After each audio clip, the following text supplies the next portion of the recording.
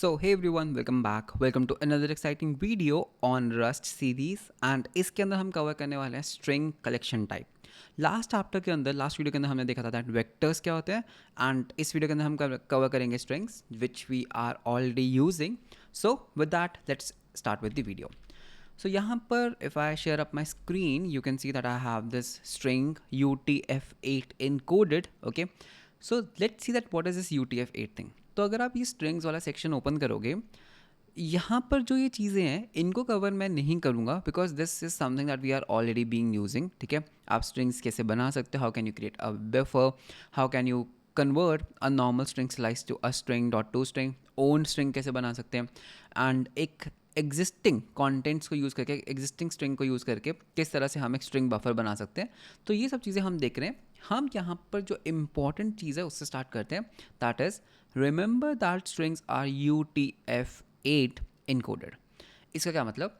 Majorly there are two types of encoding, ASCII and UTF-8. ASCII में what is the problem is every character is 1 byte. That means हर एक character 1 bite का होगा, जिसकी एक limitation क्या that हम सिर्फ इंग्लिश कैरेक्टर्स को ही स्टोर कर सकते हैं. UTF-8 में every character can have its own bytes. That means we can actually have support for like Hindi नमस्ते.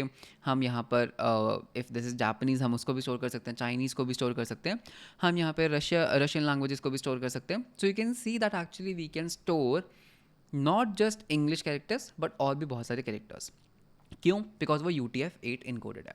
तो एक काम करते हैं, just for an example let's take this as an example and अगर हम अपने एग्जाम्पल में यहाँ पर जहाँ पे हम बात कर रहे थे, so let's have this thing. Okay, so मैं हर चीज़ को रिमूव करता हूँ. So you can see that I have a hello जिसके अंदर I have Hindi word namaste and अगर हम यहाँ पे प्रिंट एलन करते हैं to this hello, so let's see that what do we get on our println. ठीक है, तो जैसे हमने प्रिंट एलन किया you can see I am getting namaste. That's great. So ये एक बहुत ही अच्छा एडवांटेज है because these are valid UTF-8. All of these are valid string values. Update कैसे कर सकते हैं हम स्ट्रिंग को? देखो, जो स्ट्रिंग है ना वो ग्रो कर सकता है साइज में, तो हम उसको अपडेट कैसे कर सकते हैं? पहला तरीका क्या, आप उसमें कुछ भी पुश कर सकते हो. So you can just say hello dot push string and I can say hello in Hindi and यहाँ पर एक स्पेस भी दे देते हैं. The only problem is that हम इसको म्यूटेट नहीं कर पा रहे because this is not mutable. तो म्यूटेबल बना लो, everything is fine. You can see now we are getting namaste in Hindi. अगर आपको सिर्फ एक कैरेक्टर पुश करना है, सो you can just say hello dot push and यहाँ पर you can pass a character. Okay, so hello dot push को use करके हम एक कैरेक्टर पुश कर सकते हैं. सो एक कैरेक्टर पुश करते हैं यहाँ पर, सो कैरेक्टर हम एक डॉट पुश कर देते हैं. That's like a full stop. So अगर हम इसको रन करेंगे यू कैन सी एक डॉट भी पुश हो गया. सो पुश str कर सकते हैं, पुश कैरेक्टर कर सकते हैं. Okay, so this is what they are telling. And हम स्ट्रिंग्स को कॉन्कैटिनेट भी कर सकते हैं. सो ये सब चीज़ें आप पढ़ लेना, बहुत ही सिंपल है, राइट? हाँ, so we can even concatenate two strings. कैसे? जैसे आपके पास एक S1 है हेलो, आपके पास एक S2 है दैट इज वर्ल्ड.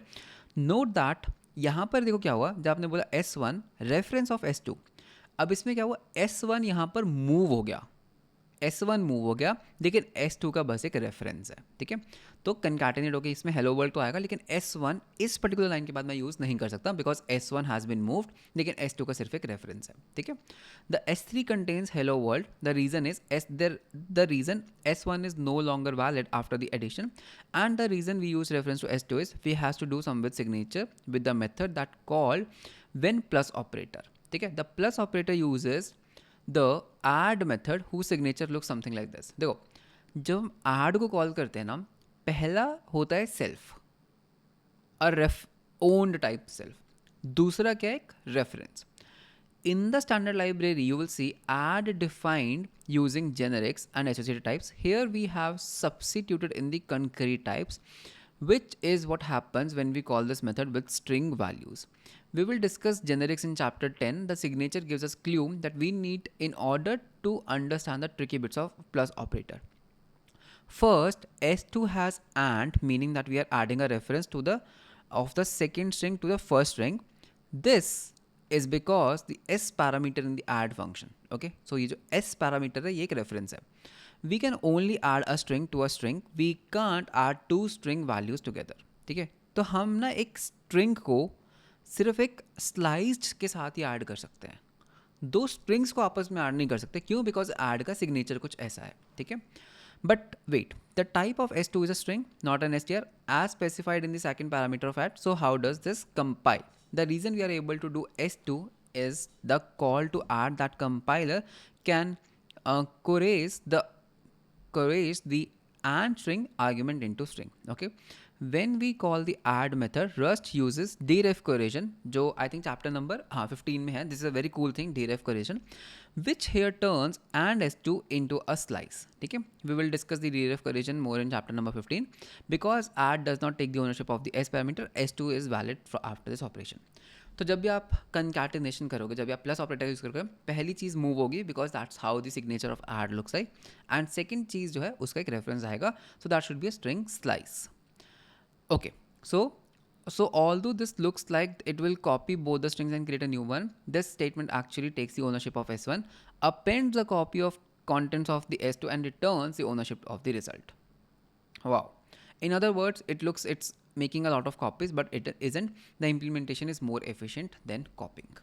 तो ये क्या करेगा, S1 को उठाएगा, उसके अंदर S2 को कॉपी करेगा, इसकी ओनरशिप S1 की ओनरशिप S3 में ट्रांसफर कर देगा. वाओ, ठीक है. If we need to concatenate multiple strings, the behavior of plus operator gets unwidely. So at this point, S will be tic-tac-toe with all of the plus characters and difficult to see what's going on here. For combining strings, it's more complicated ways. Instead, we can use the format macro. तो यार इस तरह से करने से अच्छा है, like this can get more complicated. So what they're saying, you can use the format macro, जिसके अंदर जैसे हम println के अंदर फॉर्मेट पास करते थे ना, कुछ इस तरह से आप पास कर सकते हो, and this will return a new string. The code also gets as tic-tac-toe. The format macro will look something like this, but instead of printing the output on the screen, it returns a string with the contents. This version of the code using format is much easier to read, and the code generated by format macro uses references so that the call doesn't take the ownership. Nice. तो इस particular scenario में ना हम किसी भी चीज़ की ownership नहीं ले रहे हैं. It's just a reference. Okay. Indexing. अब यहाँ पर एक चीज़ है which you have to understand, ठीक है. थोड़ा सा UTF-8 से इसको ना रिलेट करना. In many other programming languages, accessing an individual character in string by referencing them by index is a valid and common operation. लेकिन Rust में ये चीज़ पॉसिबल नहीं है, ठीक है. You will get an error. ऐसा क्यों कि अगर मैं S1 को hello के इक्वल कर रहा हूँ एंड मैं S1 का 0th character that is H को लेना चाहता हूँ, तो वो नहीं करने देगा. ऐसा ट्राई करते हैं. अगर मैं यहाँ पर बोलूँ लेट फर्स्ट कैरेक्टर इक्वल्स, भाई एक रेफरेंस ले लो हेलो का और इसका ना मुझे 0th कैरेक्टर दे दो, तो ये मुझे नहीं करने दे रहा, ये मुझे एरर दे रहा है. क्या ये बोल रहा है कि नहीं, can not be index bye integer slice straight and something like that. ऐसा क्यों, उसका मैं आपको रीज़न बताता हूँ, ठीक है. एंड जस्ट इन केस अगर मैं रेफरेंस को भी हटा दूँ तो भी आप देखोगे that the error is same, ठीक है. तो क्यों, देखो इंटरनल रिप्रेजेंटेशन को समझते हैं. दैट जो स्ट्रिंग है ना, it's S a rapper over vector. तो ये क्या वेक्टर ऑफ कैरेक्टर्स है, ठीक है. So you get vector of U8. Let's look at some of the properties of UTF-8 example. In this case, length will be 4, which means the vector storing the string hola is 4 bytes long. Each of these character letters takes 1 byte when encoded in UTF-8. The following line, however, may surprise you, okay, with the capital Cyrillic letter Z, not the number 3. Okay, so what is happening is, ये एक नंबर नहीं है, this is a character, okay, that stands for Z, ठीक है. तो मुझे ये लैंग्वेज नहीं आती. If you are asked how long the string is, you might say 12. That is like 1 2 3 4 5 6 7 8 9 10 11 and 12. In fact, Rust answers 12. That the number of bytes it takes to encode this thing in UTF-8. Because each Unicode scalar value in that string takes 2 bytes of the storage. Therefore, an index into the string's byte will not always be correlate to the valid Unicode scalar value. इसका क्या मतलब, देखो ये ना एक special word था, है ना. दिस 3 जो इसका फर्स्ट कैरेक्टर 3 है ना, वो एक्चुअली में 3 नहीं, that's a Z which takes 2 bytes. तो अगर आप इस तरह से उसको रेफरेंस करोगे दैट इज 0th कैरेक्टर, तो टेक्निकली आप उसका हाफ बाइट एक्सेस करने का ट्राई कर रहे हो, विच is not valid, which is not possible. That is the reason कि हम उसको ना इस तरह से रेफरेंस नहीं कर सकते. So you already know the answer is not 3 the first character. तो इस पर्टिकुलर सिनारियो में ये 3 नहीं है, actually it's a z which takes 2 bytes. When encoded in UTF-8, the first byte of the 3 is 208 and the second byte is 151. So it would seem that answer should be fact 208, but 208 is not a valid character on its own. Returning 208 is likely not what user want if they are asked for the first character. ठीक है. However, that's the only data in the Rust that has byte index 0. That's the only data Rust has a byte on the index 0. Users generally don't want the byte value returned even if the string contains the Latin letters. If this were a valid code, the return of the byte value, it would return 104, not the H. Okay. The answer then is that to avoid returning an unexpected value and causing bugs that might not be discovered immediately, Rust doesn't compile the code. ठीक है. अब यहाँ पर ऐसा क्यों हो रहा है, इसको अंडरस्टैंड करते हैं. Byte value, scalar value and grapheme clusters क्या होते हैं. Okay okay, so what are this byte, scalar and grapheme clusters. अगर हम यहाँ पर नमस्ते वर्ड को लिखते हैं तो वो बाइट्स में ना कुछ ऐसा बनेगा. ठीक है, तो एक काम करो, let's just remove everything else. तो जो नमस्ते है वो बाइट्स में कुछ ऐसा बनेगा, है ना. सो दिस इज़ द नमस्ते word in bytes. That is fine. ठीक है, बिकॉज ये ना स्पेशल कैरेक्टर्स हैं, ये स्पेशल कैरेक्टर्स हैं, तो ये है हमारे बाइट्स. सो दैट मीन्स अगर मैं यहाँ पर इसका फर्स्ट बाइट उठाऊंगा, दैट इज़ 224, देन 164, 168. ठीक है, that's 18 bytes. And how computer ultimately stores the data if we look them at Unicode scalar value. अब इनकी ना स्केलर वैल्यूज़ को देखते हैं. ठीक है, बाइट्स में कुछ ऐसा दिखता है, स्केलर में कैसा दिखता है. तो स्केलर वैल्यूज़, सो स्केलर में this will look something like this. ठीक है, कैन यू सी दैट यहाँ पर क्या हो रहा है, न, देन म, देन स, देन देर इज दिस मात्रा, देन त, देन देर इज मात्रा. सो you can see that actually में इस तरह से स्केलर में ये स्टोर्ड है. ठीक है, and there are 6 characters values here, but the 4th and the 6th are not letters. They are directics that don't make sense on their own. Finally, if we look at grapheme clusters, what the person would call the 4 characters. अगर हम इसका ग्राफीमीन clusters में देखते हैं, okay, तो अगर हम इसको कॉपी करते हैं एंड अगर हम इसको रिप्रेजेंट करते हैं एज ग्राफीम क्लस्टर्स, ओके, ग्राफीम क्लस्टर्स में ये कुछ ऐसा दिखेगा जो मेरा एक्सपेक्टेड आउटपुट है. सो इस नमस्ते को हम 3 तरह से देख सकते हैं, बाइट्स में कैसा है, स्केलर्स में कैसा है और ग्राफीम क्लस्टर्स में कैसा है. सो अब एक काम करते हैं, इसको ना प्रिंट करके देखते हैं. ठीक है, अब इसको ना प्रिंट करके देख सकते हैं. So what I can do is, see, अगर आप इसको बाइट्स में देखना चाहते हो, so I can just say for, okay, c in hello dot, and हम इसको कर सकते हैं as bytes, and let's just do a print ln on c equals c. So let's see what we are getting. अगर हम इसको run करते हैं, can you see I got all the numbers. ठीक है, आई got all the numbers. So you can see that मेरे पास क्या आ रहा है, 141, 224, 135. सो ये मेरे को एज अ बाइट्स में इसने मेरे को रिटर्न कर दिया दैट ये नमस्ते बाइट्स में कैसा लगता है. सिमिलरली अगर मेरे को इसको स्केलर वैल्यूज़ में देखना है, so what I can do, I can just copy this, let's paste it, and I can just say hello के ऊपर आइट्रेट करो, हेलो डॉट कैरेक्टर्स को कॉल करते हैं and let's run this program. ठीक है, तो जैसे मैं कैरेक्टर्स करूँगा, you can see that I am getting these things, so as a scalar values. लेकिन इसको रिप्रेजेंट करना है अगर आपको ग्राफीम क्लस्टर्स में, तो वो बिल्ट इन सपोर्ट नहीं, you have to download an external crate for that. So this is how strings are stored in Rust. ठीक है, स्ट्रिंग स्लाइसेस के बारे में भी हमने बात की थी, that we can create string slices, starting index, ending index which is not inclusive. तो ये हमने देखा था. ठीक है, आइट्रेट कैसे कर सकते हैं, ओ आ गया, देखो कैरेक्टर्स के ऊपर आइट्रेट करना है, सो डॉट कैर्स को कॉल करो, you will get something like this. You can even go on to the bytes, तो यहाँ पे बाइट्स आ जाएगा. लेकिन जो ग्राफीम क्लस्टर्स है उसको आप ऐसे नहीं कर सकते. उसके लिए आप क्या कर सकते हो, क्रेट्स पे जा सकते हो and you can actually download one of the crate जो हेल्प कर सकता है to you know print everything in that. तो देर इज़ वन लाइब्रेरी, मुझे उसका नाम याद नहीं आ रहा है, you know there is one crate for that, unicode segmentation, शायद यूनिकोड सेगमेंटेशन ऐसा कुछ नाम है उसका. Oh yeah unicode segmentation. So unicode segmentation में सी ये क्या करता है, iterators with split the strings on grapheme clusters. Nice, यही है. तो इसको कार्गो ऐड वाली कमांड को कर लेते हैं हम कॉपी. ठीक है, ये है कार्गो ऐड. तो यहाँ पे हम करेंगे पेस्ट, इसको रन यहाँ पे नहीं. So cargo add unicode segmentation, तो you can see that cargo toml में इट हैज़ एडेड। अब हम इसको यूज़ कैसे कर सकते हैं, देखो इसको यूज़ कैसे करना है, unique dot split word bounds, कैसे यूज़ करना है इसको, s dot graphemes true dot collect this, so s dot graphemes को कॉल कर सकते हैं। सो लेट्स इम्पोर्ट दिस, ठीक है, इसको स्कोप में लेकर आते हैं।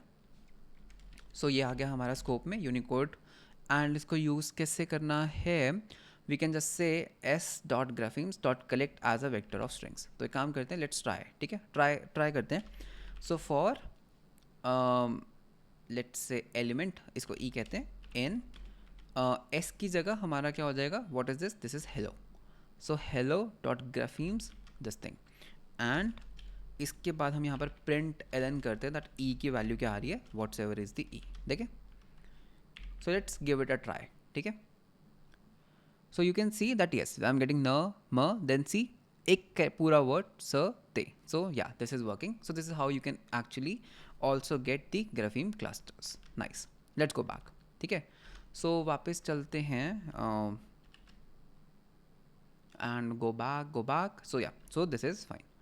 Strings are not so simple. To summarize, strings are complicated. Different programming languages make their choices on how to represent the complexity of how to present this complexity to a programmer.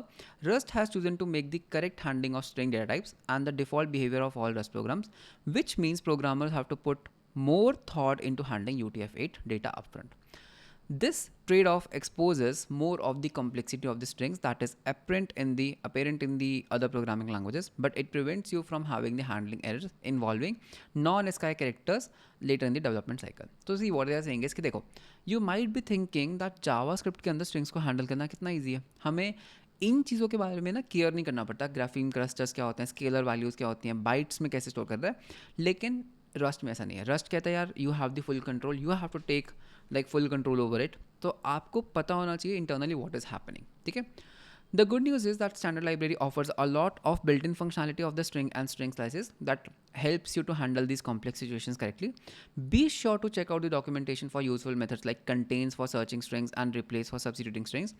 So that is what they are saying कि you know you should know that how strings are working, UTF क्या होता है, ASCII values क्या होती है, and you are handling them correctly. So with that हमने cover कर लिया strings क्या होते हैं। सो स्ट्रिंग्स के बारे में हमें ऑलरेडी मालूम भी था एंड थोड़ा सा आज और पता लगा दैट स्ट्रिंग्स क्या होते हैं, कैसे स्ट्रिंग्स बनते हैं, how strings are made up, and कितने तरीके से हम उसको रिप्रेजेंट कर सकते हैं, एंड क्यों हम स्ट्रिंग्स के किसी भी कैरेक्टर को बाय इंडेक्स हम रेफरेंस नहीं कर सकते, because it can be 2 characters because it's a Unicode. So with that we have came to an end to our strings. मिलते हैं हम आपको नेक्स्ट वीडियो के अंदर जहाँ पर हम बात करेंगे हैश मैप्स की। You know what's a hash map if you are from any programming language. हर प्रोग्रामिंग लैंग्वेज में there is a support for hash map और डिक्शनरीज और ऑब्जेक्ट्स और something like that. So with that let's end the video. मिलते हैं आपको next video के अंदर। वीडियो अच्छा लगा तो लाइक एंड सब्सक्राइब ज़रूर करना। So with that let's end the video. So let's meet you in the next one. Until then bye bye and take care.